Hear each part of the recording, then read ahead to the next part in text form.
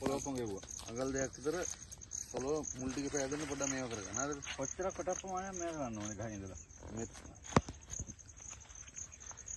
ඉතින් අඩියයි. අඩිය කමාරක් තිබුණා නේද? අඩිය කමාරක් පෑදුනා නම් මේ ටික මෙහෙම කරලා මෙතනින් වටේ රවුම හැදුනාම ඇල්ලුවා නෑ. ඊට පස්සේ මේක හිතන්නකො මේ මීටර 5යි තියෙන කියලා. එහෙනම් 7.5ක්. 4කට 35යි. දැන් 35යි. 35 දිය කරගත්ත මේ වගේ එකන මල් බාල්දියක් ඇතිනේ. මල් බාල්දිය ගත්තා. මේ ටික ඉඳන් තෙමෙන්න. හොඳට මේ ටිකට දාන්න. හොඳට දාන්න බේරෙන්න. හරිද? ඒක ඒ ටික බේරිලා ගිහලා අර පරේ එක්ක සෙට් කරනවා. මේ ප්‍රමාණයද මේ හරියට කොහොමද ඇති? ඇති. ඉතින් මේ හරියට කොහොමද ඇති? සමහරවම පොළොල් ඩිස්ප්ලේ කරලා දාලා ඉන්න පස්සේ. එහෙම නෙමෙයි.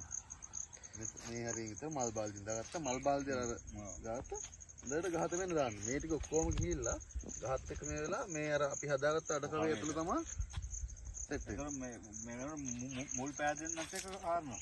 ඔව් මුල් පොඩ්ඩක් ඩැමේජ් වෙන්න තියෙන. මුල් ටික එමෙහිට මේ වෙන්න පාද ගන්න. එතකොට මේ කවෙත් එක්ක ඒ ටික පුරා ගන්න.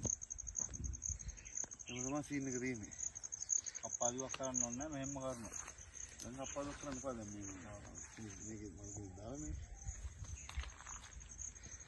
ඊට පස්සේ අඹ උරේ කඩලම කප්පාදුවක් කරා. අරන් කප්පාදුවක් කරන්න නමුත් මේ දැන් තේ නෑ ආයෙ කප්පාදුවක් කරොත්